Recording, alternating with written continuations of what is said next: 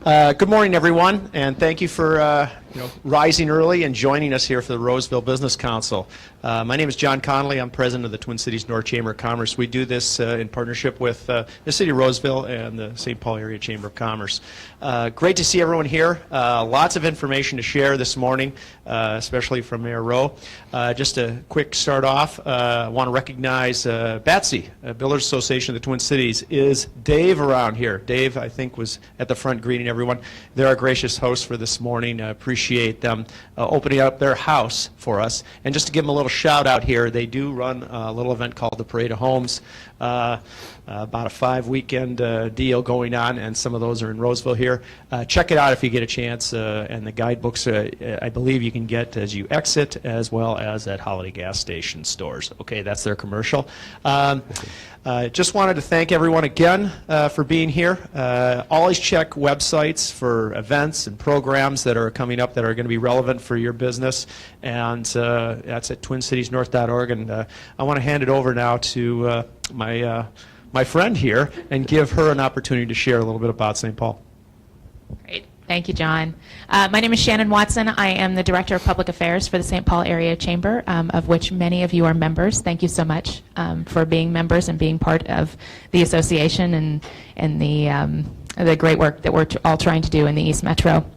I would also like to give a shout out. The builders are not only our hosts, they provided the coffee. So yay for the caffeination. All right, so this is one of our most popular events every year, and that is due to our speaker. Mayor Dan Roe is in his second term as Roseville Mayor. He was sworn in January of 2011 and hit the ground running and has been running ever since. He's going to tell you a little bit today, State of the State, and I believe we'll have some time for Q&A at the end. So without further ado, Mayor Dan Roe.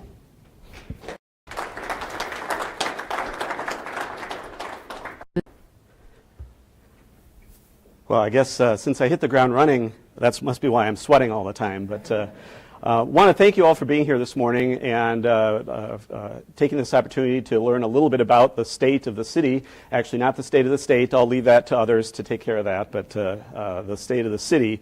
And I do want to extend thanks also to the Builders Association for hosting these Roseville Business Council events, which had been in their first few years at the Affinity Plus Credit Union Community Room, but due to some scheduling that they had, they needed to use that space, and so BATSI was very generous to allow us to use this space, and I think it's a beautiful place to have these events.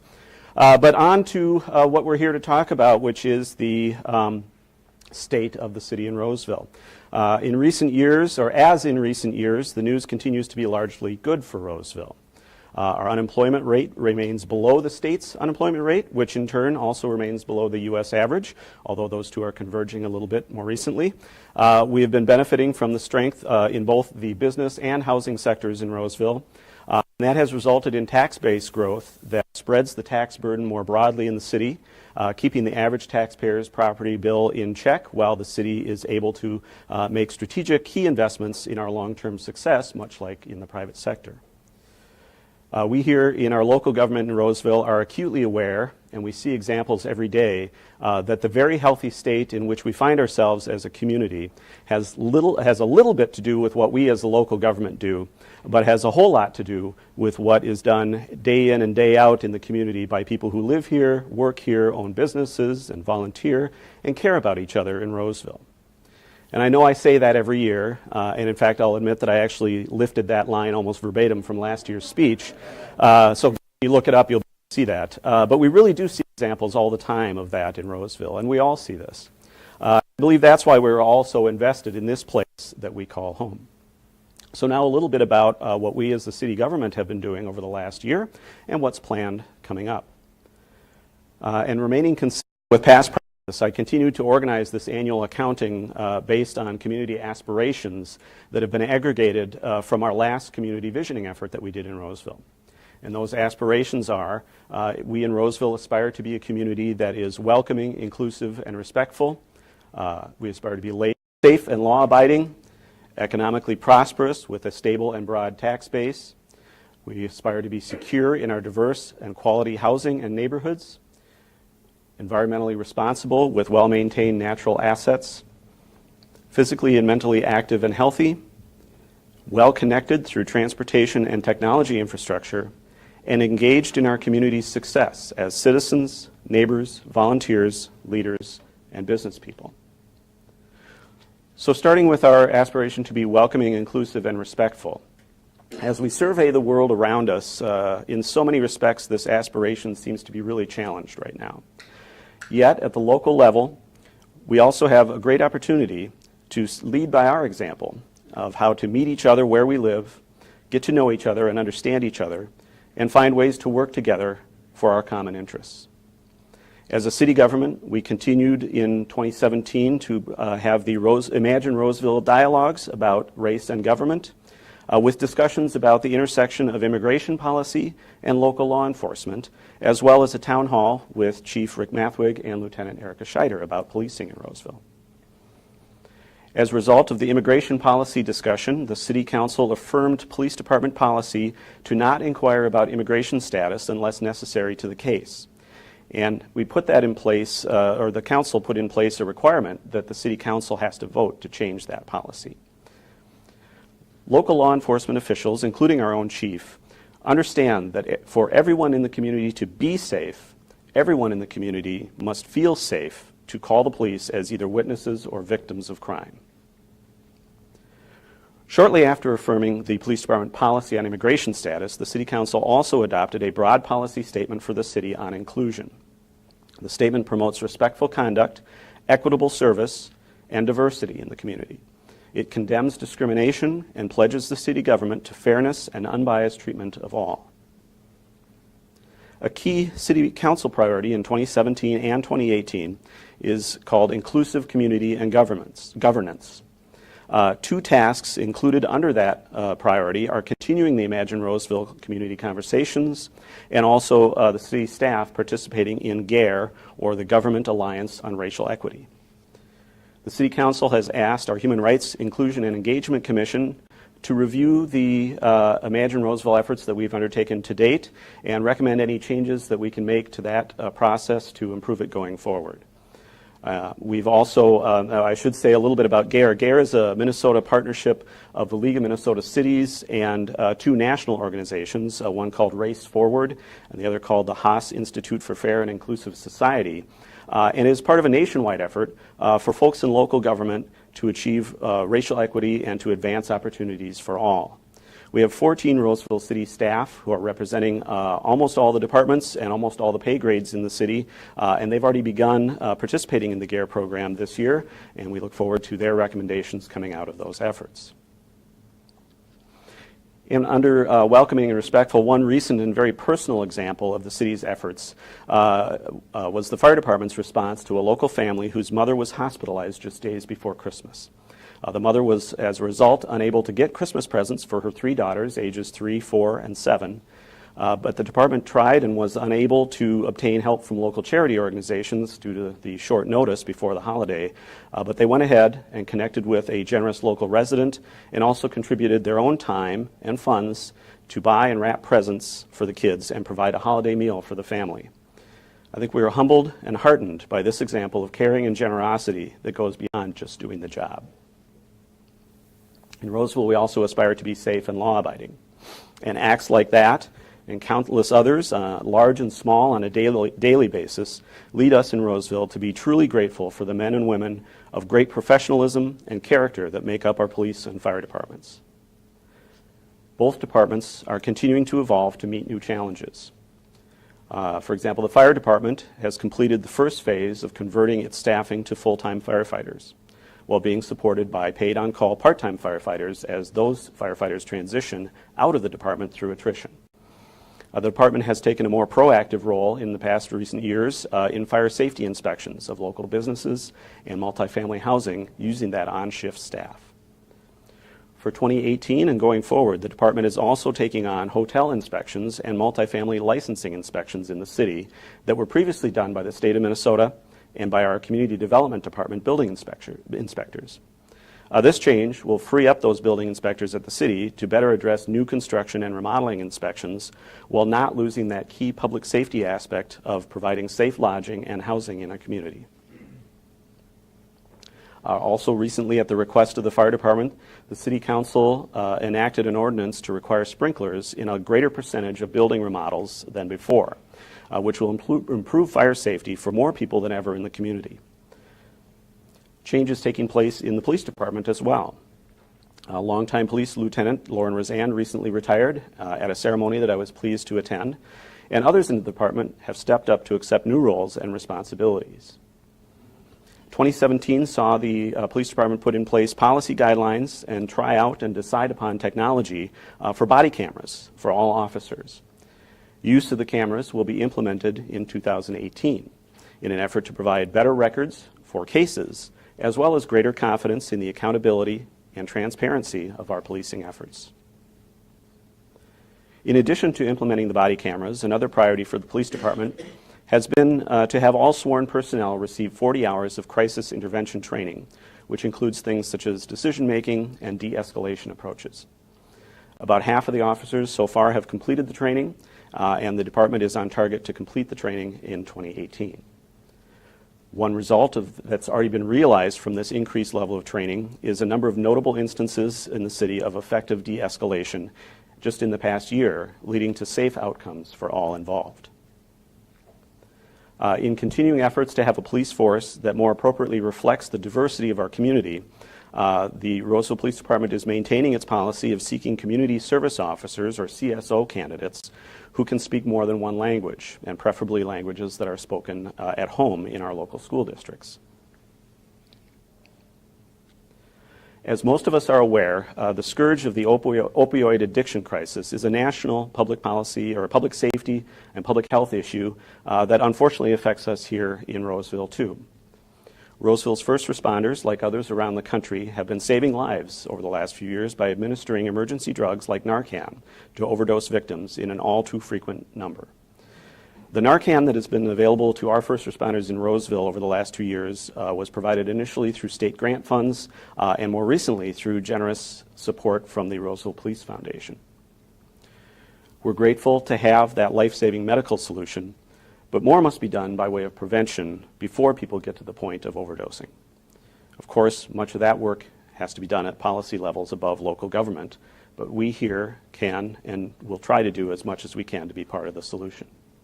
An example of that, starting in 2015, in order to keep unused medications from becoming someone's pathway to addiction and to protect our waters from contamination, the police and fire departments have made available medication disposal bags for relatively small amounts of leftover pills, capsules, and skin patches. The bags are very easy to use and can be placed in the trash once they are sealed. The bags are available at the Roseville Police and Fire Department offices during business hours, and for larger quantities of unused medications, the Ramsey County Sheriff's Department also has drop-off stations at their St. Paul headquarters, their Arden Hills substation, and at the North St. Paul City Hall. One nice effort to promote public safety locally is the Lights On program, through which the police department can give out vouchers for headlight, turn signal, or similar repairs for motorists rather than tickets. The idea was begun by auto repair businesses outside of Roseville, but was taken up enthusiastically by some of our local businesses.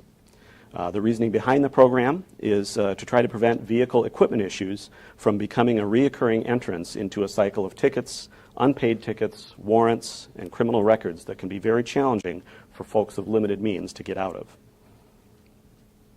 One final effort in the area of public safety, but also in environmental stewardship in the community, was the targeted deer herd reduction that was done in early 2017 using bait stations and USDA sharpshooters. About 20 deer were taken in that effort, and currently the city is conducting a deer count this winter to determine the impacts of that herd reduction and whether there are new steps that need to be taken by the community, which will be reported to the City Council later this spring. In Roseville, we aspire to be economically prosperous. Just recently, I, along with city staff, visited a local medical technology business as part of our Business Retention and Expansion Program, or BRE program, in conjunction with the Minnesota Chamber of Commerce. It was quite gratifying to hear repeatedly from that business how much they wanted to stay in Roseville. Location in Roseville was important to their future growth and success. The city is keenly aware that our existing businesses are our future businesses if we can at all help them to stay and grow here. The BRE program has identified local businesses that have growth plans or space needs or workforce or production capacity needs. And in many but not all cases, the city has been able to connect those businesses with resources or possible sites. Those connections never would have been made, however, without that BRE outreach. As mentioned, workforce needs continue to be a prime area of concern in the community, especially for our local health, tech, and trades businesses. There are worker shortages in those areas that have already been identified and are projected into the future. And certainly, once again, the city can't solve that problem by itself, but we can bring together resources that can make a difference for those businesses, including from both of our Roseville and Moundsville school districts, as well as both of our chambers, and also the county, among others. In addition to the local business visits, the city, through its Economic Development Authority, has put in place a new website called Grow Roseville at growroseville.com. I, of course, encourage you all to check it out. This site is a one-stop resource for site selectors looking to locate or relocate a business in the community. The site contains information on local workforce and demographics, as well as quality of life and city and other resources for businesses. The Grow Roseville website resulted from a contract with a Minnesota-based company, and I should say it has been receiving strong reviews from our competitors in other cities. To put some numbers to these anecdotal stories about economic development in the community, the city issued more than 3,800 building permits in 2017, and the total valuation exceeded $75 million. That includes more than $12 million in residential permits, $31 million in new commercial construction, and $32 million in commercial remodeling and alterations. In Roseville, we aspire to be secure in our diverse housing and neighborhoods. On the subject of permit statistics, in 2017, we saw the issuance of 20 new single-family residential home permits in Roseville. And additionally, a key to diversity of housing, a few new projects are also being built with townhomes or or houses on small lots for folks who are not looking to have a yard to take care of. That is the type of housing that is in short supply in Roseville, and as part of the city's comprehensive plan update, the City Council has identified a number of properties that will be guided in the future for those housing types. Another site that was rezoned in 2017 was the old Armory site on North McCarrans in southeast Roseville. That site is now guided for single-family homes and has a new owner. And that owner is putting together plans and financing for a single-family development, which may also include a variety of home sizes and types, similar to what I was talking about. A big focus of the city over the last 2 years has been a joint development with Maplewood and St. Paul of a vision for the Rice and Larpenteur area of all three cities. The exciting news is that that vision draft is now complete after all this community input over the last couple of years. The plan will be presented to the three communities as well as Ramsey County leadership in the coming months, and it includes many opportunities for near and long-term projects of varying sizes to revitalize the area. And I should say, very important to successful implementation of that vision will be continued engagement of local residents and businesses, as well as the continued commitment and progress by all of the cities and the county towards that implementation. As part of the city's ongoing commitment to quality homes for all renters in Roseville, our multifamily licensing and inspection program continues into, I believe, its 4th year. The big change, as mentioned earlier, is that the fire department is taking on the inspections for the program this year. As Roseville continues our existing programs, like our Neighborhood Enhancement Program, which is residential and commercial nuisance code enforcement, it's worthy to mention that the city, through the Economic Development Authority, has contracted with a new entity, the Center for Energy and Environment, or CEE, to administer our rehabilitation loan and advisory programs for homeowners. The nice thing about CEE is that they also offer programs that Roseville residents can use to take advantage, or businesses also can take advantage of for loans for energy efficiency and other types of improvements beyond just the Roseville programs. Roseville aspires to be environmentally responsible with well-maintained natural assets. The city continues to reinvest in our water, sewer, and stormwater infrastructure, as well as our natural environment.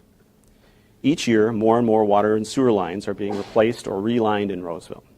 And this year, the city is refurbishing our water booster pumping station, which is improving its reliability as well as energy efficiency. Plans are in the works to construct a innovative stormwater reuse system at Evergreen Park in Roseville, which will be the second reuse system of its type in the city. It'll be much like the installation that was done at Villa Park a few years ago. This installation allows stormwater runoff to be stored for later use as irrigation and also helps to treat the stormwater before it goes into the stormwater system. In the Parks and Recreation Department, the Natural Resources Program continues to thrive on volunteer work and leadership after having really blossomed during the Park Renewal Program.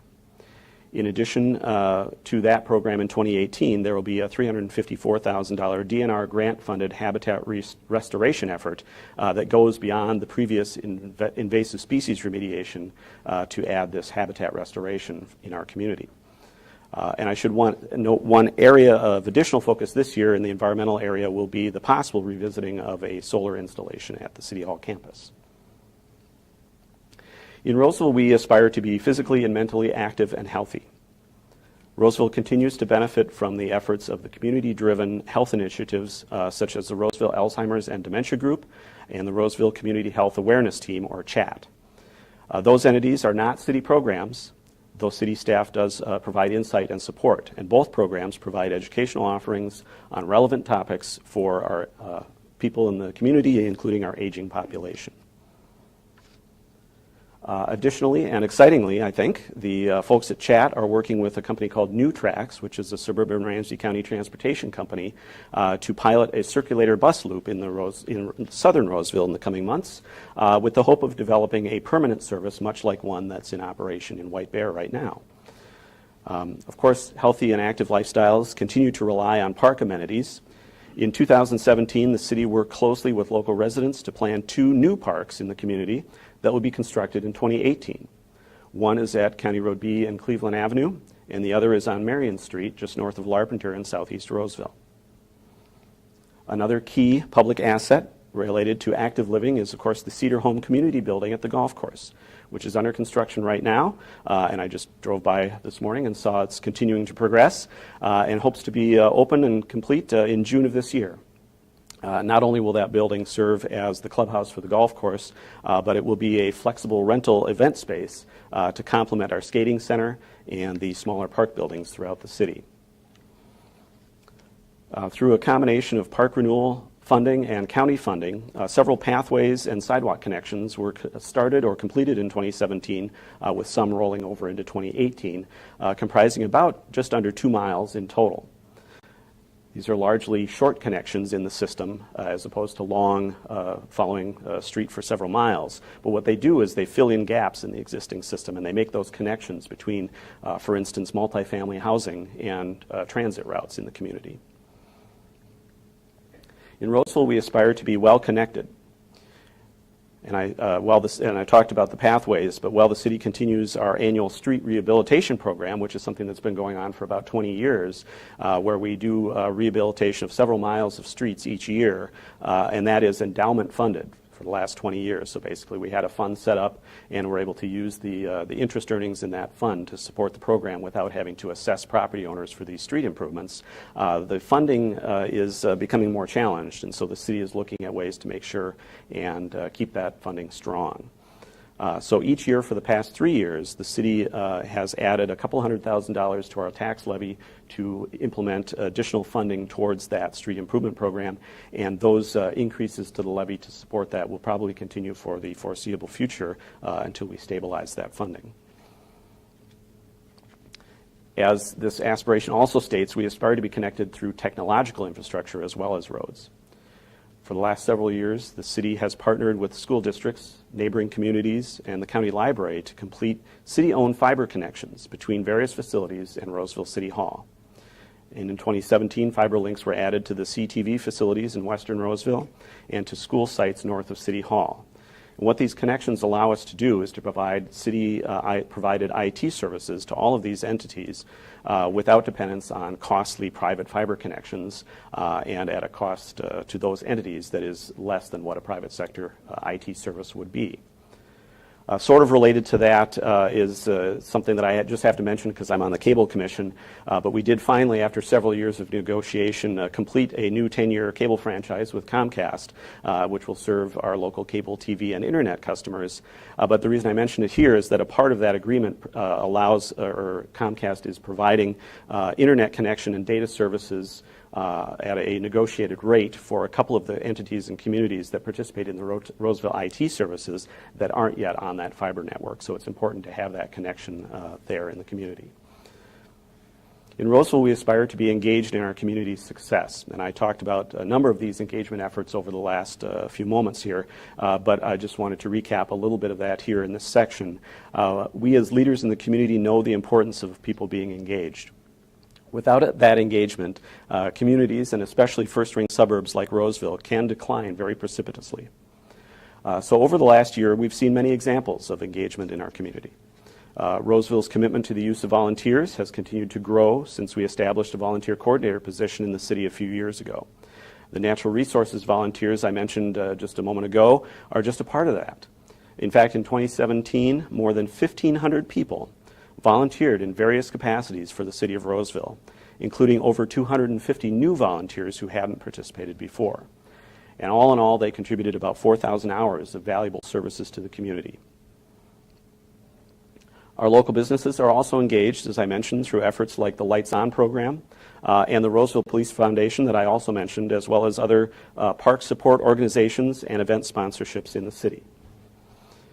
Our residents have been engaged in discussions about how to make a difference related to race in our community through the Imagine Roseville program that I mentioned, as well as other programs and efforts of other groups in the community.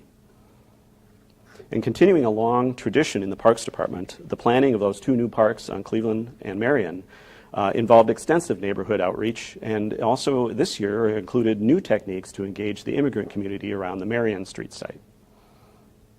And I talked about the Rice and Larpenteur vision, and as that is involved, there have been a lot of opportunities for engagement of both the residents and businesses in the area, and as I said, that's going to have to continue in order to make that vision a success at Rice and Larpenteur.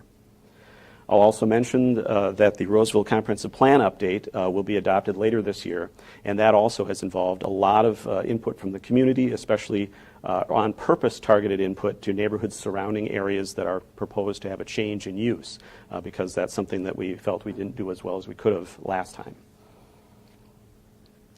While our city newsletter continues to be a primary source of information about city government and activities, platforms such as social media and nextdoor.com are growing as a means to connect not only with the city, but with each other in the community. I think the percentage in my own neighborhood of folks who are on Nextdoor has gotten up to 25%, and that's pretty significant, and those numbers vary across the city. And I should say also, and I mentioned it a little bit under the topic of Imagine Roseville, but there are a number of non-governmental groups in the community, such as Do Good Roseville, who are quite engaged in local issues and important local conversations, and that's a part of that engagement of each other in the community.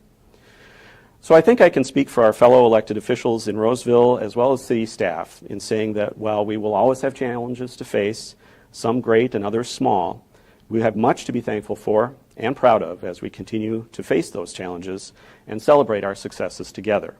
And as a result, the state of Roseville is indeed strong with great promise for the future. Thank you very much.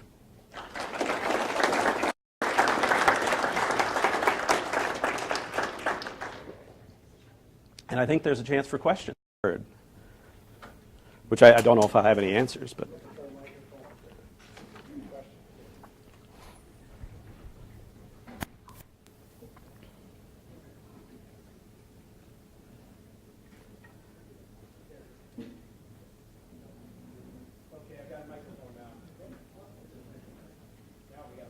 Oh.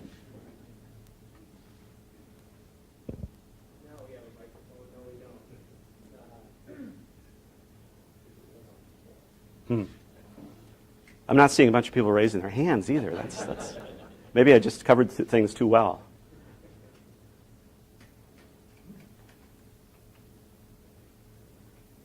Not even my plants are raising their hands. That's amazing. Oh, there we go. It's on. Here we go. Questions?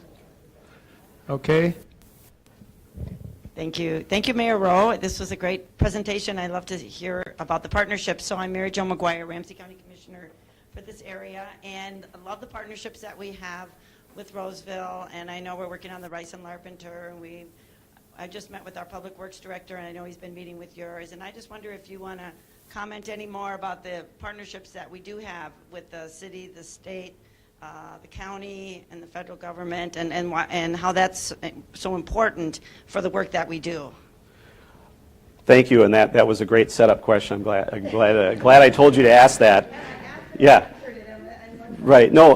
Well, that's a very, very important thing. I mean, and the Rice Larpenteur is just one example of that. But I mean, throughout everything that we do as a local government, we're just part of a system of different levels of government and different responsibilities. And Public Works is one that really comes to mind because, of course, we've got state roadways going through Roseville, we've got county roads going through Roseville, and of course, the city streets. And everybody has different responsibilities. And the example that always comes up is when there's a new development proposed and there needs to be perhaps new accesses to county roads. And I'm mentioning that especially because of the county folks that are here. And there are rules and requirements that different folks have about how those decisions are made. And so we have people in our community that are very interested in a new project and a new development, and they really want to have access to a county road for their customers. And so we have to work with the county and have a good working relationship to make sure that we can do whatever we can to make it work and find a win-win solution for everybody. And that works at the state level as well. We've got state projects on 35W coming up that we've had some conversations about how can we connect with that. We did some pathway work underneath Lexington, underneath Lexington when we did the Lexington Avenue, when the state did the Lexington Avenue bridge replacement. So there are those partnerships, and of course we talk a lot about the public works side of things. But there's also we work with DEED on economic development activities. We work with other folks and in our neighboring communities on a number of things as we're doing our business. Other questions? Yes, raise your hand if I can bring the mic to you.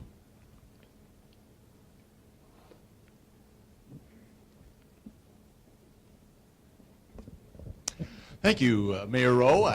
I was wondering about your diversity efforts. Of course, when you're talking about diversity, you have to be starting from some central current inclusion point and moving towards something. And I was wondering about where the city of Roseville is sitting currently regarding the diversity of the population and what your goals, do you have specific benchmark goals to reach further inclusion?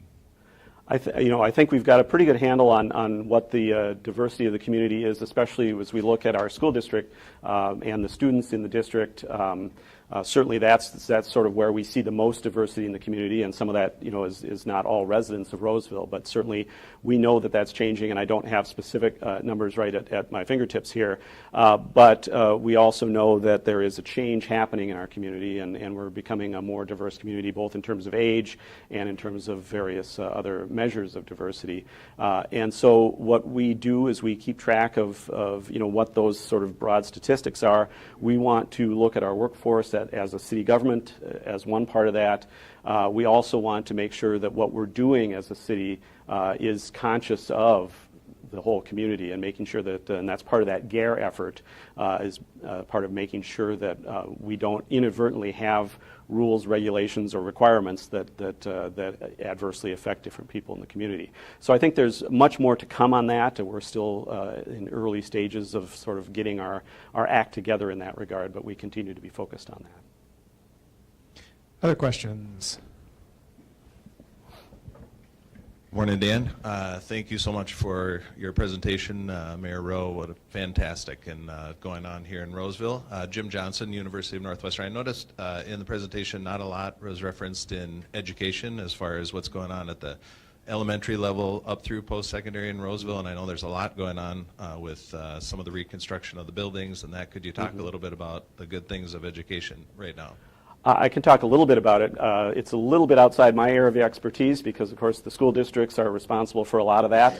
But I can say, as you mentioned, that both districts did pass bond referendums in the last year, and that is to do a significant amount of funding of facilities work in both districts.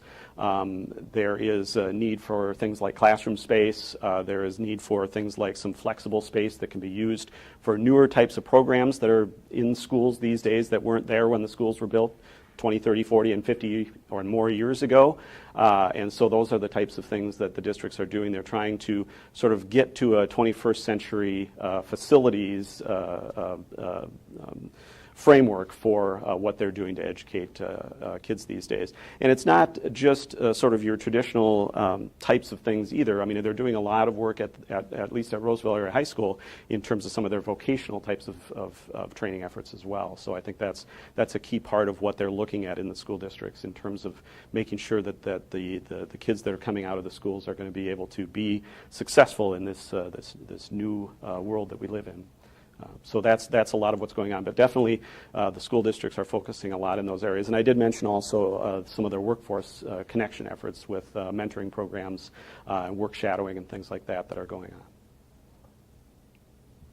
Just to emphasize that, Roseville Schools is doing a job fair, career fair, April 10th. More information on the Roseville Schools website too as well. Just wanted to emphasize that. Yeah.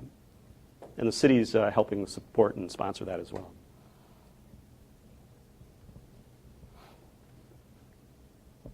Thank you, too, Mayor Roe again. I have a question.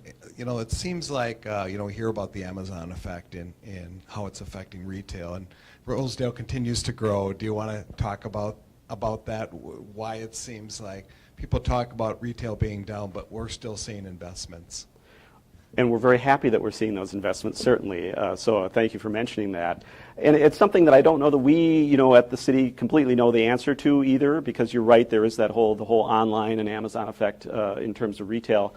But I think it's fairly clear in a number of areas, not just in the retail area, but in a lot of business endeavors, that Roseville's location is pretty key to our success. So I'd have to say that that's probably what's helping us push against the tide of sort of online retail.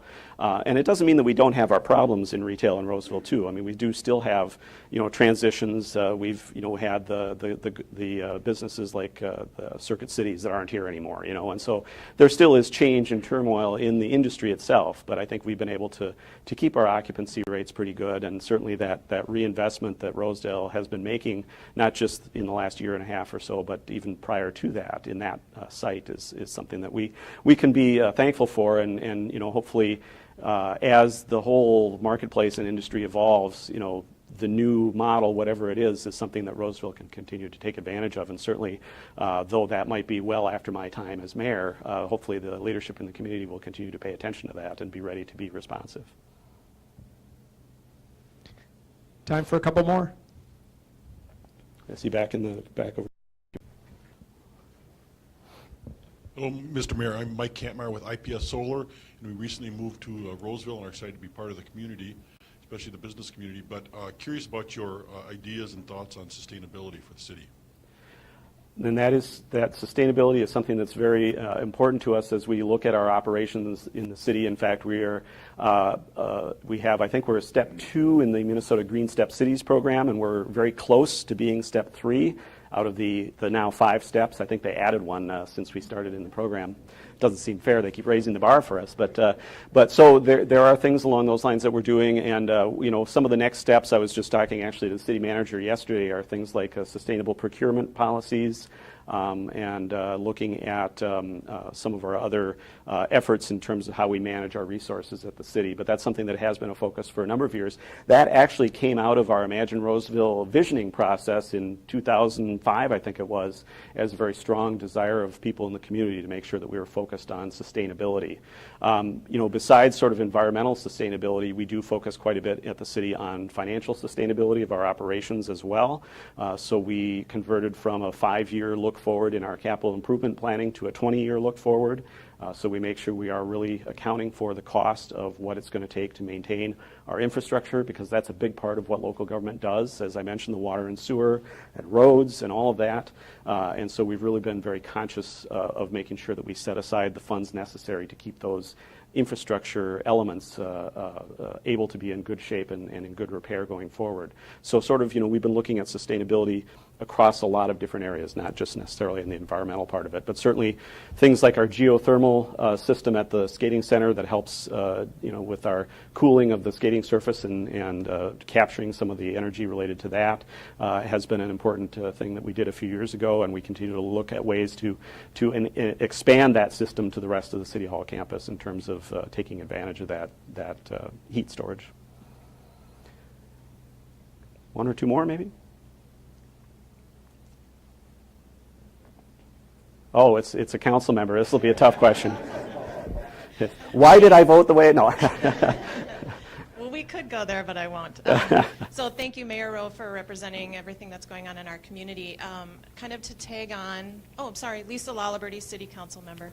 I wanted to kind of add on to what Commissioner McGuire had stated about us working and needing support from other entities. And so my question is, do you want to talk about how, for the first time in my service, we've actually created legislative priorities, because we feel there are certain situations in the city of Roseville where we need the legislature to be aware of our concerns.